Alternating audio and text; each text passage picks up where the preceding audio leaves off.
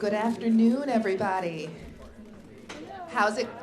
All right, let's try one more time. Good afternoon, everybody. All right, not bad. My parents be proud. Both of my parents were teachers, right? So this is the kind of, and most of my brothers and sisters and their siblings were, and my parents' siblings were teachers. So this is kind of me living that family dream. So one more time. Good afternoon, everybody. Wonderful. Thank you for indulging me. How's the summit going so far? Having a good time? Yes. Are you learning a lot? Wonderful. We're going to keep that going, and I am absolutely delighted to introduce our keynote speaker for the summit. Tiffani Scott is a global diversity and inclusion leader. She leads diversity and inclusion for a Fortune 500 company in the healthcare industry, and she's been doing this for several years now. Prior to that, this woman was a rocket scientist. Get this, yes. So literally a rocket scientist. So she knows what she's talking about, and she's done work in that industry, in engineering, for Fortune 500 companies in a number of capacities, from project management to design and engineering. She's got a wealth of knowledge. She has earned her bachelor's degree from Brown University, so a fellow Ivy. She knows what that's all about and what the student experience is, and she's also done tremendous work as an alumni member of Brown, and was honored with an award recognizing her for innovation and putting on the largest alumni affinity reunion in Brown's history. So she's devoted to this topic. She's doing this work in her company, and I'm just delighted and very excited to hear her speak about what it takes to create an inclusive climate in the workplace, strategies for attracting, retaining, and recruiting diverse talent, and also creating a climate where people can thrive. So with that being said, no further ado, I'm going to introduce Tiffani Scott.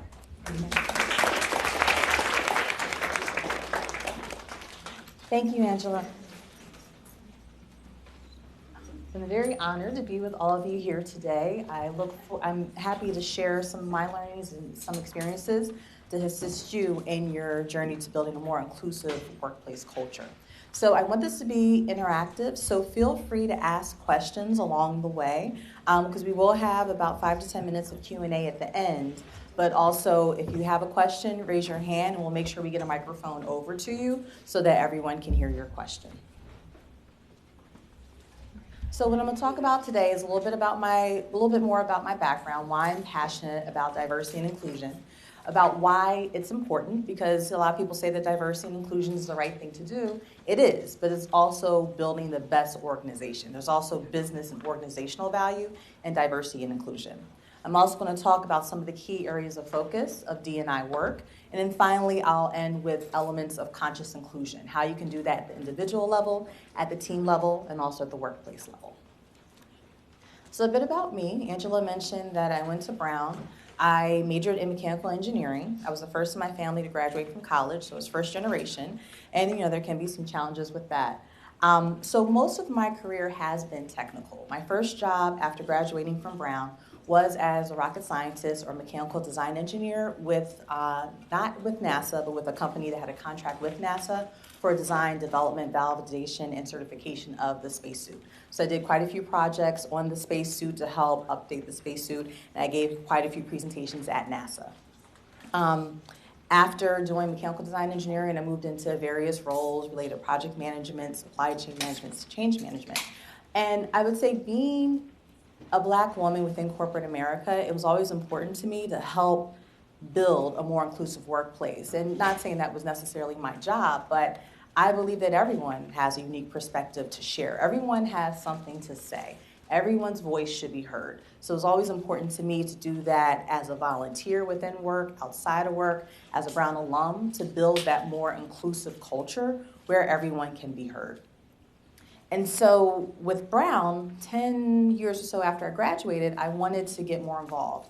So that's when I volunteered to be secretary of one of our affinity alumni group associations. Through that experience, I saw that I had skills that I could use to kind of bring the greater community together. So I served later on as president-elect of the Alumni Affinity Group, later on as president, and that's when I planned these large reunions, which were the largest affinity group reunions in Brown's history at that time. I also helped lead an endowment of a scholarship, the first scholarship for an African-American student. So I really loved my experience at Brown, and I really saw how important it was to bring people together. So after my tenure ended as president of Brown as a volunteer, I thought, how can I bring that to my workplace? Because I had been working at a company, Fortune 500 company in the healthcare industry. I was working as an IT program manager. And at the time, I felt as though, because I'm a member of the African American community, and I felt as though when I walked through the hallways, I didn't feel a sense of community. I feel like people didn't say hi to each other. And I was thinking, what can I do? I was able to bring the Brown alumni community together. Maybe I can bring together my workplace community. So I had an idea and went to HR that I wanted to launch an African American employee resource group. At that time at the company, we already had two groups. We had a women's group and we had a veterans group. And they had kind of waned in their engagement and that they had been around a long time. And employees knew that those groups were around, but it's just they didn't have the engagement they had when they first kicked off. So I thought, well, maybe with an African-American group, and not that we had that many African-American employees at the company. So some people told me, don't do it. Like, we don't even have that many black people here, so why would you even start a group? So I went to someone within HR with my suggestion, and I fully expected to be shot down. But they were like, we actually have a renewed interest in diversity and inclusion at this company, and we would love to launch a new group, and you will be the leader. And I was shocked because I was so used to being told maybe I wasn't senior enough to lead or whatever. So the fact that I had an idea and vision and that they made me the leader, it opened my eyes and made me see the company in a different way. And that group launched, and it took off more than I ever would have expected. We had local chapters of the ERG across our locations across the U.S., and the engagement was amazing. Like, we had a Black History Month event where we invited a diverse group of leaders to talk about their career paths, their trajectory. They weren't all African American. We made it a Black History Month event. It was really just about career development, learning from other people's challenges. And we were able to pack out the auditorium we have in our building, which is about 250 people. I never would have expected that we would have had a Black History Month event that attracted that many people. But the great thing was everyone got something out of it. Because that's what diversity is. It's not just about women, minorities, people with disabilities. It's about everyone. How can we build a better us? How can we build a stronger organization? So that experience with the ERG is what led me to my current role. Because I would say when I started out my career as an engineer, I never saw myself as being a diversity leader of a company because my role sits within HR, and it's not what I saw myself doing. But the way I've led my life and the things I'm passionate about, it does make perfect sense that this is where I landed. And when I started this role and I posted it on my social media, I think I got the most likes I've ever gotten of anything I've ever posted, because I think people seeing my experiences through Brown and everything I was doing outside of work, it made sense that it should be the job that I have, that I get paid to do, not just as a volunteer. So my takeaway from my experience thus far is don't be afraid to step up and speak out. If you have an idea, don't be afraid to share it, because there's a unique perspective that you can use that probably can help others. So always be bold and brave in sharing your ideas. So I'll start a bit with my definitions for inclusion and diversity, which are pretty standard definitions, which I'm sure most of you have heard. But inclusion is a state of being valued, respected, and supported. So this is about everyone feeling as though their opinion matters. Everyone has their own unique perspective that should be shared. Inclusion, when you make people feel included, you're going to get the best out of them. They're not going to be hesitant to speak up. They're going to give their all for the organization because they feel included and because they feel that they matter. Diversity is any dimension that can be used to differentiate groups of people from one another. So that's not just gender or ethnicity, that's any dimension that differentiates us. So here's the diversity iceberg. And above the waterline, you have gender, age, race, abilities, language, and accent. So those are the things that you think of when you typically look at someone. But these aren't all the characteristics that make them them. Below the waterline, you have ethnicity, sexual orientation, marital or parental status, values and beliefs, gender identity, education. So all those things below the waterline are just as important to what makes you you. And all these things below the waterline should also be built into an organization's diversity strategy. Because it's not just about having more women or more minorities. It's about making sure everyone feels included, which can be challenging because we're all different. We're all unique individuals. But it's building an inclusive workplace where people feel comfortable being themselves. They're able to be their authentic selves. And that's, again, when you get the best out of everyone. So, again, it's not just the right thing to do, because that's something that at my company, when we first kind of kicked off our diversity and inclusion efforts, that's what our CEO would usually lead with. It's the right thing to do. Yes, it is, but there's also business value in it. Diverse teams tend to perform homogeneous teams. So McKinsey had a report called Why Diversity Matters, and their research shows that across industries, across organizations, that companies with more diverse workforces perform better financially. They found that companies that are gender diverse are 15% more likely to outperform a homogeneous team, and companies that are ethnically diverse are 35% more likely to outperform. And the reason isn't just because they have women or minorities on their leadership team. It goes back to the iceberg. It goes back to if someone has different education, religion, background, culture, that feeds into their perspective. So when you have a diverse team with an inclusive culture, and you're able to bring those different perspectives together and challenge each other respectfully, you're able to arrive at a better solution because you're all looking at the same problem different ways. And chances are you're going to arrive at a solution that serves the majority of the needs of the population. One thing about the company I work at is we're within the healthcare industry, so we want to help people. So yes, it's the right thing to do to be diverse and inclusive and have that type of culture, but it's actually, more importantly, we can better serve our customers and patients around the world because we serve a very diverse base of patients and customers. So we want to tap into the insights of our employees, their unique perspectives, based on their culture, based on their gender, based on their sexual orientation, their gender identity. So we want to use their insights to better serve our customers and patients around the world. One thing that I was really proud about is just within the last couple of days on our intranet, we posted, the communications team posted an article where a marketing director, who happens to be African American, he was able to develop a unique way to communicate with their customers, with our customers within his business unit. And he was saying because his customers are very diverse, gender diverse, sexual orientation, ethnicity. So he was able to pilot a way to communicate with the customers more effectively because he leveraged the insights of his diverse team to better communicate with those customers. So that's why it's important, because it's building a better organization, building better products, better solutions, better processes for everyone once you leverage those diverse insights across your team. This quote really moved me because I was on a panel discussion last year, and one of my fellow panelists said this: talent is equally distributed, but opportunity is not. So all of us are talented in different ways, but what sometimes prevents that talent from being seen is we don't have an equitable playing field. So it's making sure when you are an ally that you're helping to extend opportunities to those who deserve it. Because extending an opportunity isn't about giving someone a handout. It's about giving someone a hand up. I feel like that's what happened with me when I stepped up and had that idea to launch the ERG.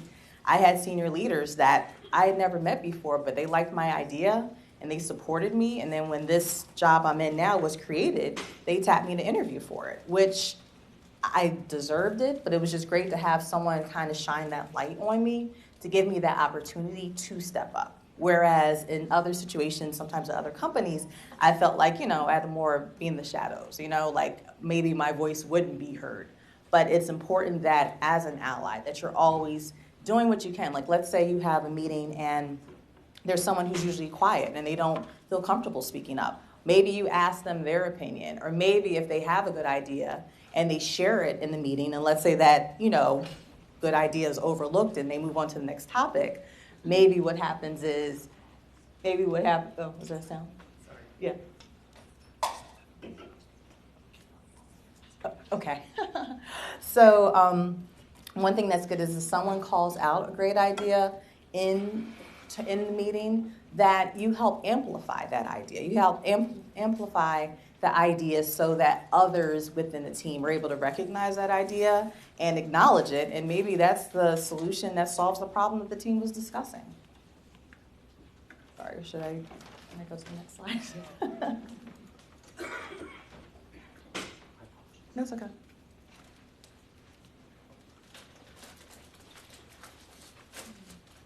Okay. Thank you. So I'm going to talk a little bit about some of my challenges and successes of being within this role. And actually, let me pause because I've been doing a lot of talking. Are there any questions or comments before I move on to those challenges and successes? Any comments or clarifications? And remember, just raise your hand if you have a question, and we'll make sure we get a microphone over to you. No? Okay. And feel free, if you have a question along the way, feel free just to raise your hand and ask.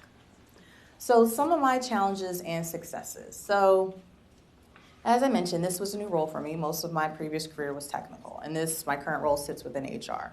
So one challenge was that I did not have corporate D&I experience. I had it as a volunteer, but there are a lot of things around the HR functions that I had to learn, which was a very steep learning curve because I partner very closely with our talent acquisition and recruiting team. I partner closely with talent management, with our benefits team. So I was learning a lot for the first time, and things I just kind of took for granted because, being in a technical field, a different field, it's just I didn't really think about what HR did.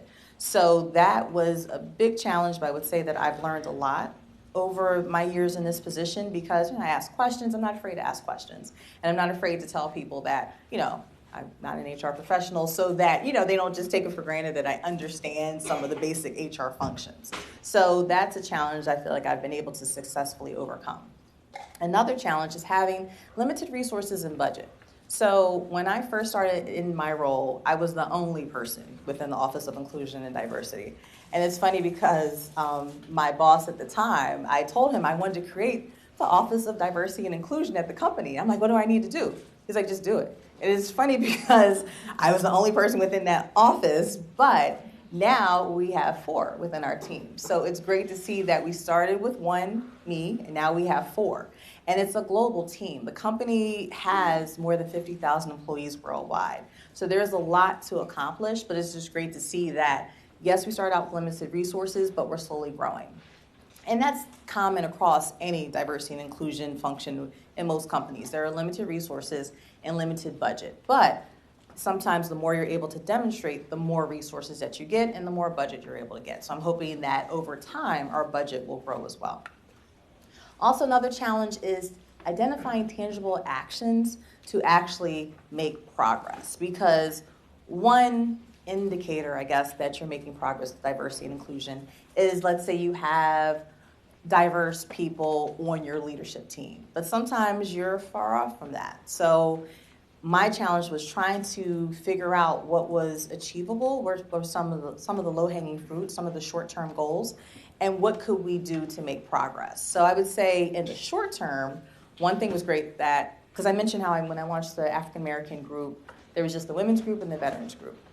So when I was able to demonstrate success with the African American group, we had about 6 or 7 more employee resource groups that launched within a year after. So we now have a disabilities group, we have an LGBT group, we have an Asian group, Latino, I feel like I'm missing something. Oh, and we have a millennial group. So that was some of the progress that we launched these additional employee resource groups that actually all work together. They work together, they plan their own events, but they also work together to plan joint partnered events as well. And events that help appeal to various audiences within our organization.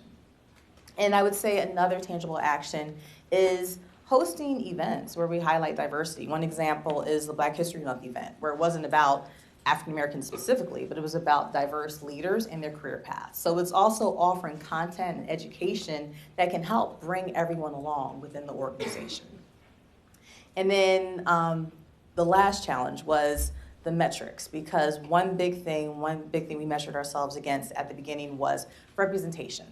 So representation, how many women do we have in leadership positions? How many women do we have in management level positions? How many minorities we have? And it was the bane of my existence because I had to calculate everything manually because we didn't have the support at the time. But I am a rocket scientist, so I was able to figure it out. And I had a massive spreadsheet of 50,000 lines. I had to build my own pivot charts to try and calculate our metrics and then calculate it for each leader.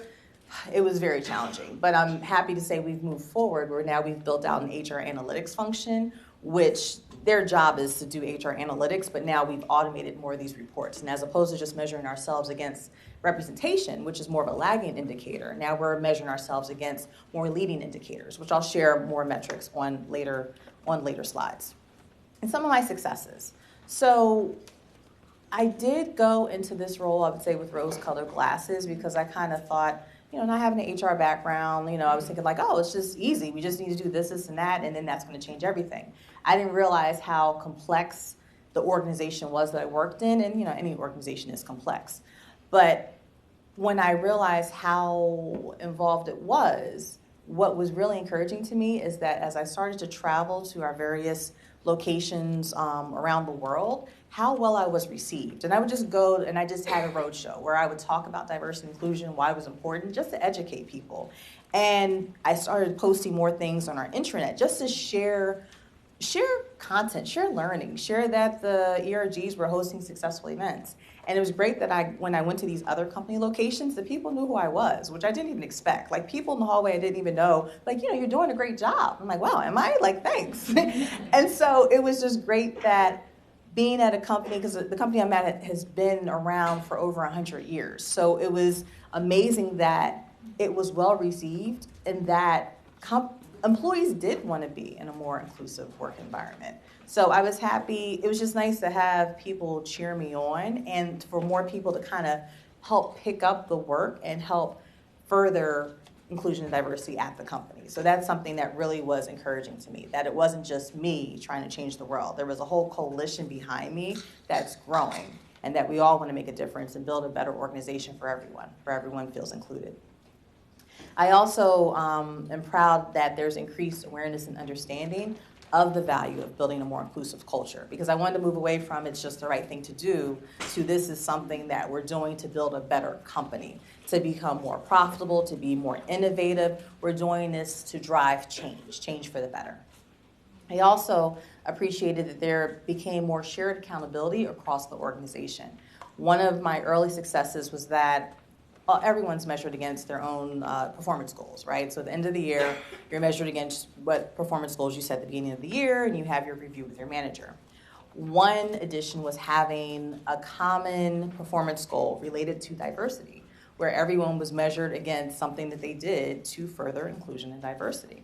And with that, some of the people's goals were a little fluffy, like, I attended an online course or I watched a webinar. But then some people were able to actually have more meaty goals. Like I actually attended a career fair to recruit diverse talent. So that's something that, again, it was a shift. It was a culture shift in that we realized it's not just about HR trying to figure it out, but how can we as an organization, as a team, build a more inclusive culture? So what can everyone do to help make a difference? Because again, it's not about just building a better culture for those that consider themselves diverse. It's building a better culture for everyone, so no one's feeling left out.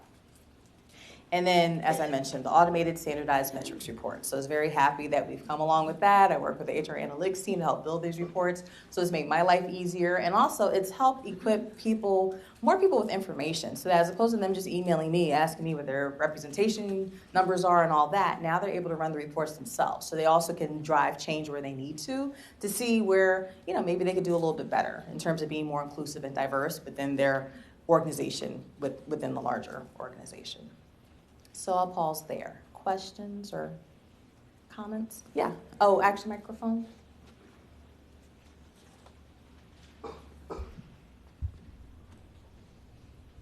Hi, My name is Finesse, and I just had a question. How did you go about getting leadership's buy-in to incorporate diversity metrics in the evaluation process?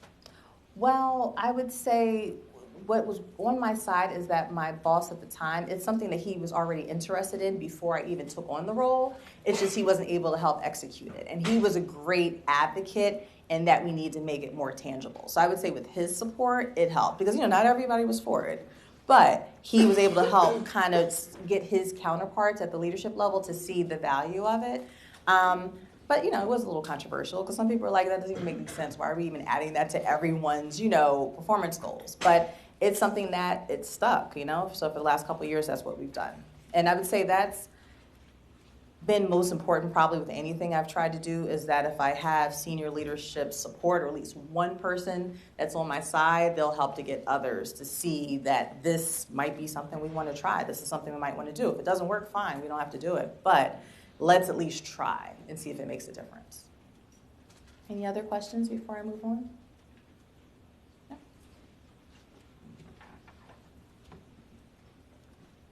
Hi. No?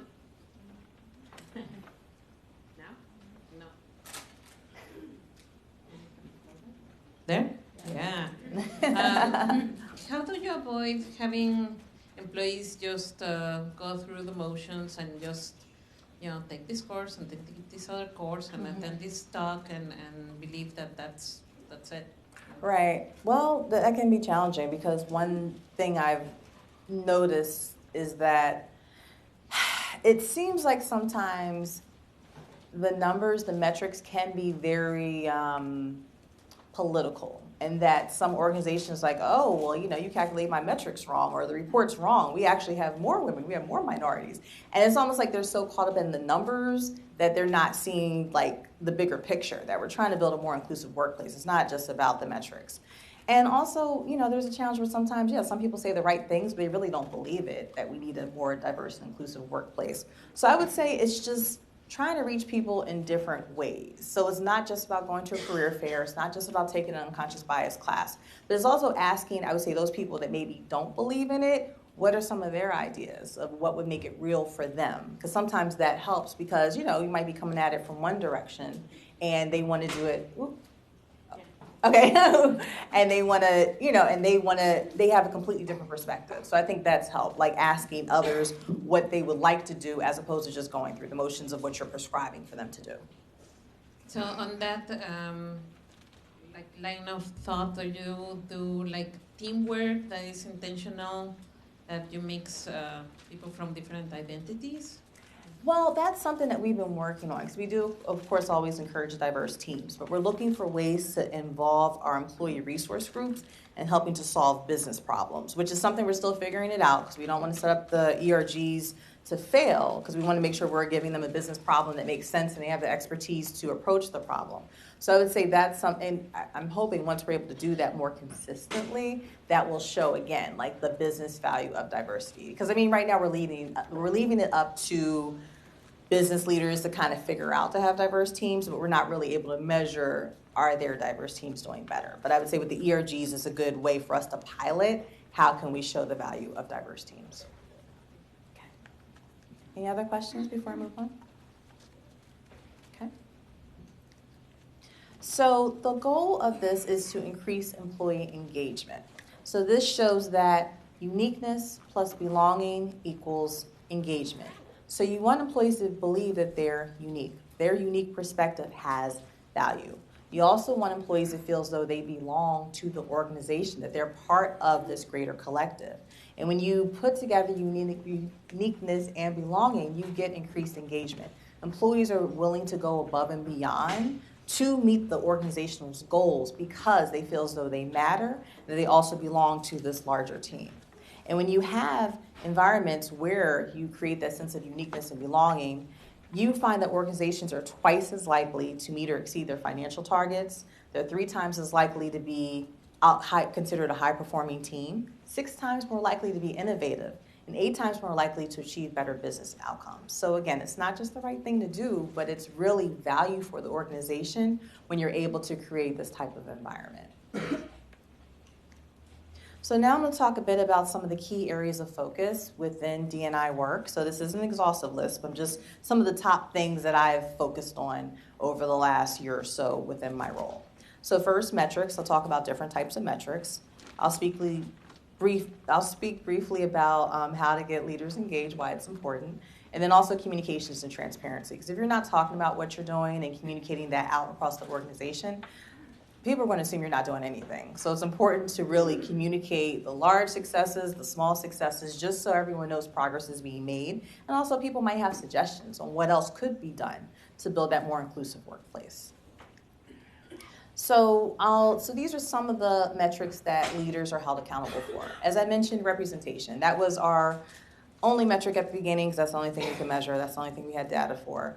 And that is more of a lagging indicator. Because if we had, it's great if we had, female leaders on our team, but sometimes it takes years for that to happen. So that metric was okay, and it's still important, but we started to add more leading indicators so that we could see how we're doing, as opposed to just waiting to see, do we have diverse leadership. So another one is diversity attrition rates. So with diversity attrition, it's looking at the turnover. Who are we losing? And we look at who we're losing. Those are who are considered diverse, but we compare that to our group of white men. So are we losing women or minorities at a higher rate than white men, or is it equal? And if it is higher, then is there a reason why? Are there some trends that we can address, some structural issues and challenges we can address? So we look at that across demographic groups. What's our attrition? Also, diversity recruiting. That's one that I've gotten much closer to recently because the company I'm at, we've been going to career fairs for years, but usually we just show up. We don't necessarily hire people, we just show up and have our booth. And so now what we're trying to do is actually hire people because that's what other companies are doing. So now we have metrics around the recruiting. So it's how many resumes did we collect, how many candidates did we interview at the career fair, how many people applied for certain roles online after they heard about us at a career fair, after they applied online, how many of them got interviews, how many were extended offers, and ultimately how many were hired. Because we want to measure at each career fair venue, how are we doing? Like, career fairs are very expensive to participate in. So is it worth the investment? Are we hiring people? Are we finding the right types of talent? So that's something that we've really expanded. I'm working with the analyst now to design a diversity, a talent acquisition dashboard so that we can better track what happens with the career fairs.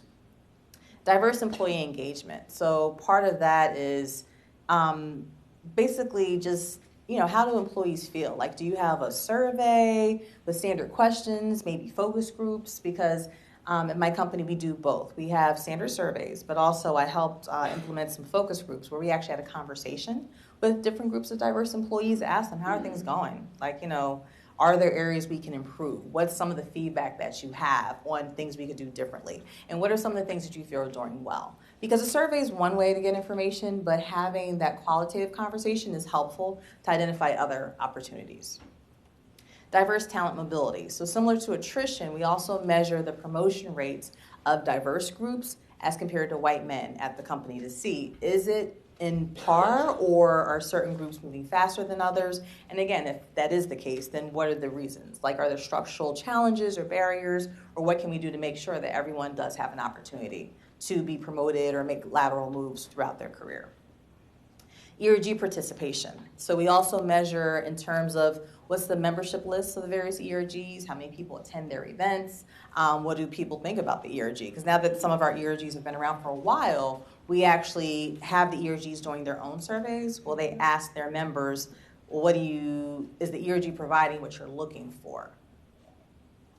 And then finally, we have our D&I training and scores and participation. So we're rolling out unconscious bias training, so we're also having people rated to see basically, what do they think of the training? Is the content meeting their needs? So leadership engagement, it's really important to make progress. So to make progress, you want to get some of your leaders on board. You don't want just HR or certain functions talking about diversity and inclusion. You want your leaders to understand why it's important and for them also to be sharing the same message. At my company, we have an executive diversity council, which has been around about a year. And so what they do is they provide advisory support for our function. So we share with them our strategy and things we're doing, and they provide feedback in terms of what do they think and does it meet the needs of their particular business unit or region. They also help raise general awareness of D&I. So they amplify some of the messages and talking points so that, again, they're not just, people around across the organization aren't just hearing it from the Office of D&I. They're hearing it from their own leaders as well. They also help engage employees to get their feedback on what matters to them. And they also, overall, help improve our organizational D&I outcomes and efforts. Because when you have more people involved and more people's perspective being accounted for, it's going to help drive better business outcomes. And this is just high level some of the communication channels. Because as I said, if you don't communicate about what's happening, people assume nothing's happening. So what I've used is working with corporate communications have a newsletter. So there'll be a little blurb about diversity and inclusion within the global newsletter, about the overall business and what's going on, but sharing some of our wins, some of the great things that have happened, and sharing it across the organization, and making sure that we share stories from various regions, so from Latin America, Greater Asia, and so forth, that they're not just United States focused, but in our case, it's a global organization, so we make sure we're showcasing global stories so that everyone knows that progress is being made across the organization. Also, there's targeted email distribution. That's when maybe the ERGs want to send out information to their particular mailing list. We have our intranet where we share a lot of our success stories and contribute articles.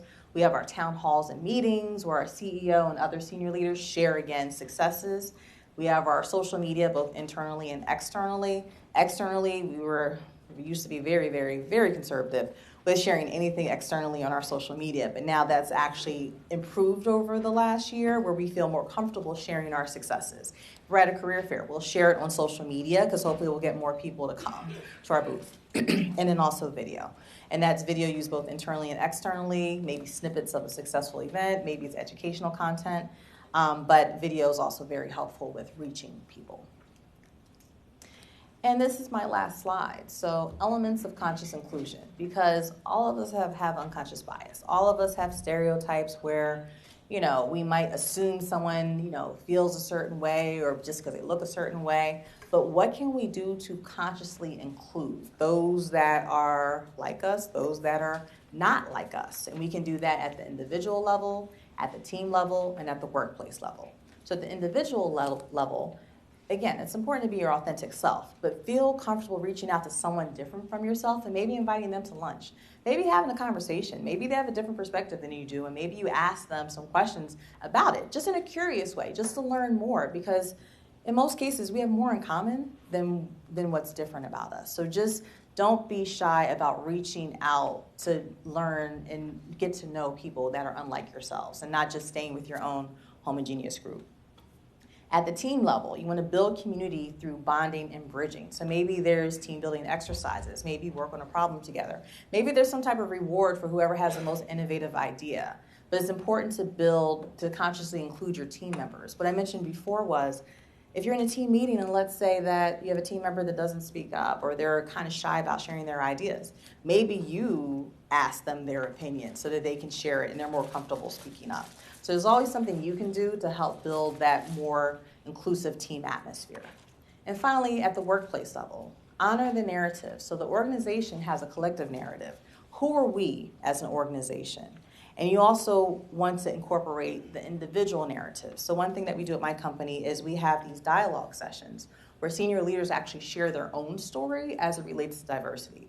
And it's their story about how they grew up, and maybe they grew up in a diverse environment or they didn't, but they share either way because it kind of helps you get to know people at a deeper level so that you're not just, again, making assumptions based on how they look, where they're from, where they live. It's about getting to know people on another level. So that's something that, our dialogues around diversity have been very successful. I think we have one like every month, and it's something that we're trying to adapt across the organization because, again, it's just helping to get to know each other at a different level. And that's how you're able to build inclusivity because people are comfortable being themselves and you're able to bring everyone in.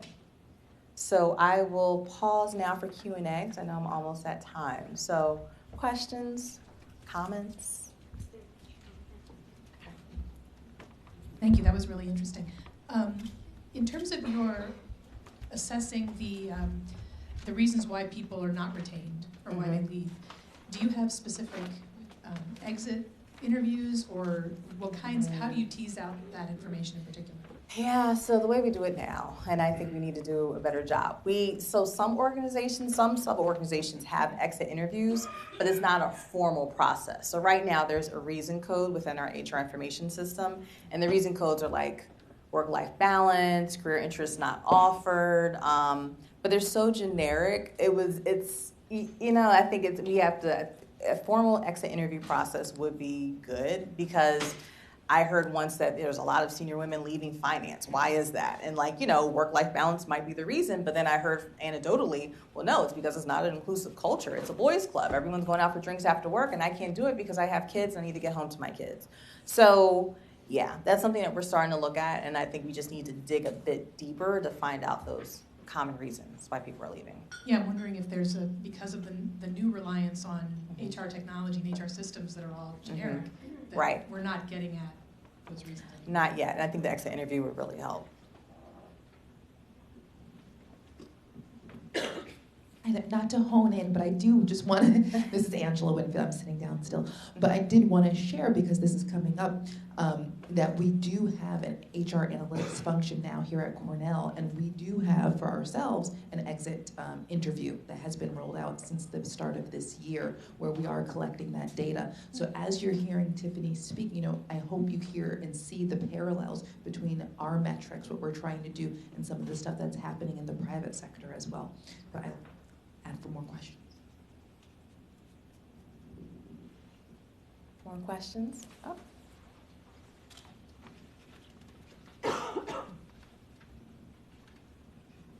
You mentioned something about some of the trainings that you were rolling out, and I'm curious as to whether in your company they're mandatory trainings or whether things are still at a voluntary. Yeah, so what we're doing is we don't want to mandate it, because a lot of times when you mandate the type of training, there is a backlash.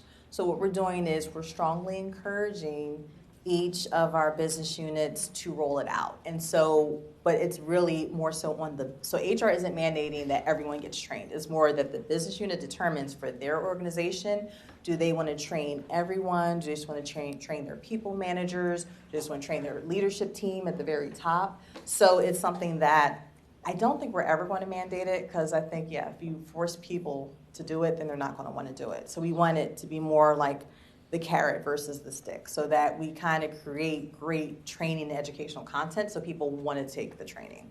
So that's the way we're approaching it. Another question over there? You mentioned you guys have an unconscious bias training. What other types of trainings do you guys offer for D&I? Right now, that's the main thing we have, because we do have this other online learning tool where you have custom learning paths, not just about diversity, but the other things as well.